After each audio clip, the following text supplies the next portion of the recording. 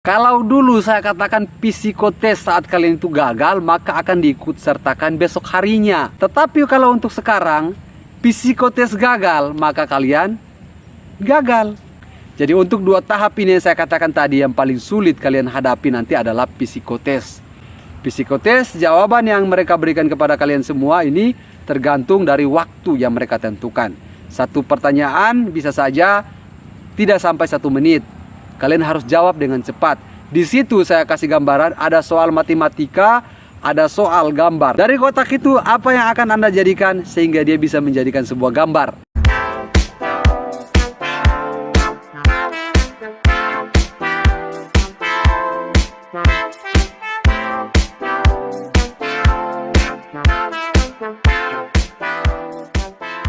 Jadi kalian juga harus tahu bagaimana caranya agar kalian itu bisa bergabung bersama PT IWIP ini. Jadi semoga saja nanti video ini juga bisa menjadikan gambaran agar Anda itu ketika melamar pekerjaan di PT IWIP ini sudah tahu kisi-kisinya itu seperti apa. Makanya kalian perlu simak video ini baik-baik, jangan di skip agar kalian tidak akan ketinggalan setiap apa yang akan saya sampaikan kepada kalian semua. Dan jangan lupa teman-teman, support channel YouTube saya dengan cara subscribe. Karena subscribe dari Anda ini membuat saya lebih semangat lagi hadirkan informasi. Jadi kita langsung saja untuk 2 tahap ini. Dan saya tidak perlu lagi bahas untuk tahap seleksi berkasnya. Karena untuk tahap seleksi berkas saya sudah bahas di video saya kemarin. Nanti kalian itu bisa cek video saya untuk tahap seleksi berkasnya. Jika kalian yang sudah selesai pemasukan berkas dan lain-lain sebagainya dan sudah mendapatkan kabar gembira dari PT IWIP untuk melakukan tahap MCU, maka inilah yang akan saya bahas hari ini. Yang pertama tahap MCU dan yang kedua adalah tahap psikotes. Karena 2 tahap ini belum tentu kalian akan lolos. Jadi kalau kemarin yang bertanya kepada saya, Pak, apakah kalau kita sudah pindah berkas domisili ke Halmahera Tengah itu kita sudah lolos bekerja di PT IWIP? Jawaban saya belum tentu. Karena untuk lolos ke PT IWIP ini kalian masih ada 2 tahap lagi, yaitu tahap medical check up dan juga tahap psikotes. Kenapa saya katakan 2 tahap itu sangat penting bagi kalian semua? Karena kalau pindah berkas domisili itu hanyalah menjadi persyaratan. Karena ini untuk pelamar general worker saja. Wajib pindah berkas di Halmahera Tengah agar bisa bergabung bersama PT IWIP. Karena itu sudah menjadi persyaratan yang wajib bagi kalian semua ini yang tidak memiliki skill atau dikategorikan tidak memiliki pengalaman kerja dan lain-lain sebagainya.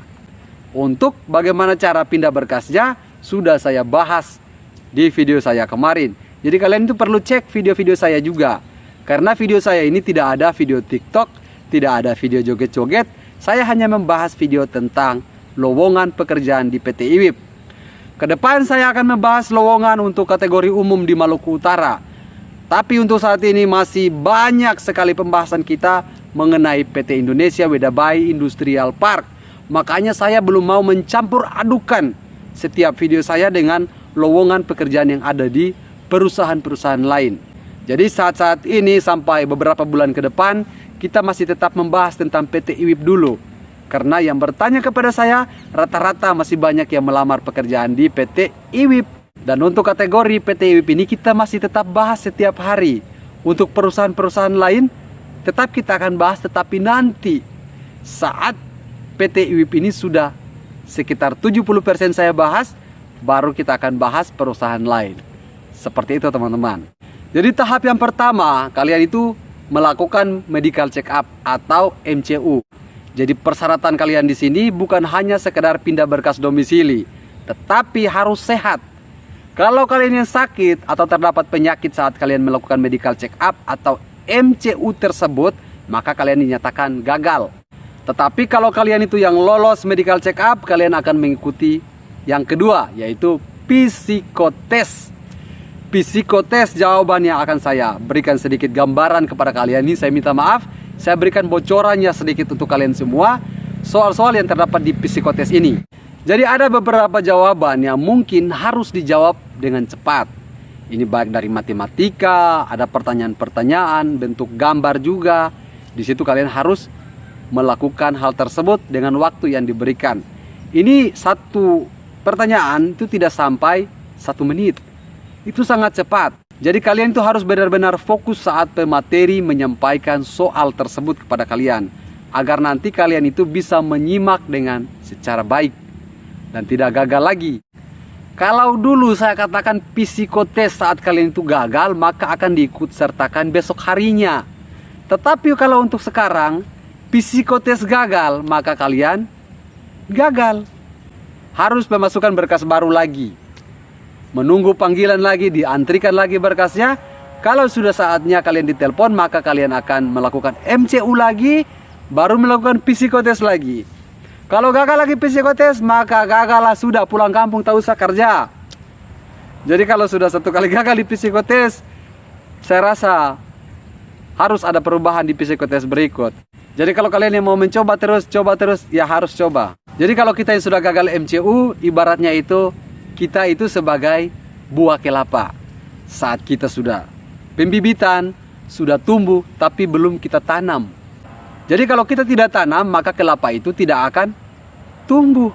Sama halnya dengan gagal MCU. Kalau kita tidak ke dokter, maka kita tidak akan sehat. Kalau kelapa itu kita hanya membiarkan begitu, maka tidak ada hasilnya. Sama halnya dengan gagal MCU. Kalau kita tidak bergerak untuk ke dokter, untuk mendapatkan surat rekomendasi dari dokter, maka kita akan begitu terus. Kita tidak akan tumbuh. Kalau kelapa tadi kita rawat, kita sudah tanam, sudah tumbuh, maka sama halnya kita juga sudah masuk ke PT IWIP, sudah kontrak, tinggal menunggu buah kelapa tersebut. Sama halnya kita juga tinggal menunggu gaji dari PT IWIP.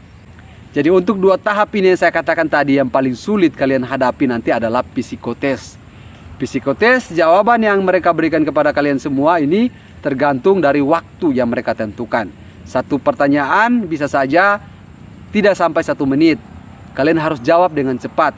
Di situ saya kasih gambaran, ada soal matematika, ada soal gambar. Nanti kalau ada gambar yang mereka tampilkan, dari kotak itu apa yang akan Anda jadikan sehingga dia bisa menjadikan sebuah gambar.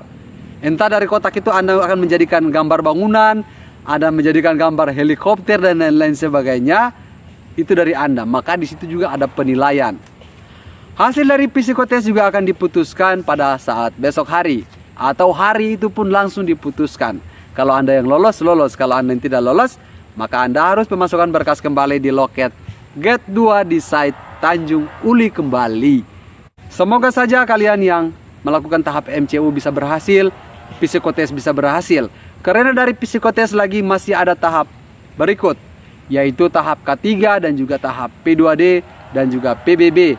Tidak perlu saya bahas panjang lebar tentang P2D atau PBB ini, karena sudah ada video saya yang sudah saya buatkan kemarin. Kalian bisa cek apa itu P2D, dan pada saat kalian sudah selesai melakukan P2D, apakah kalian akan dibayar? Semua jawabannya ada di video saya yang sudah saya bagikan kemarin. Semoga saja informasi dari saya ini bisa bermanfaat untuk kita semua. Sampai ketemu di video saya selanjutnya. Terima kasih banyak dan sampai jumpa.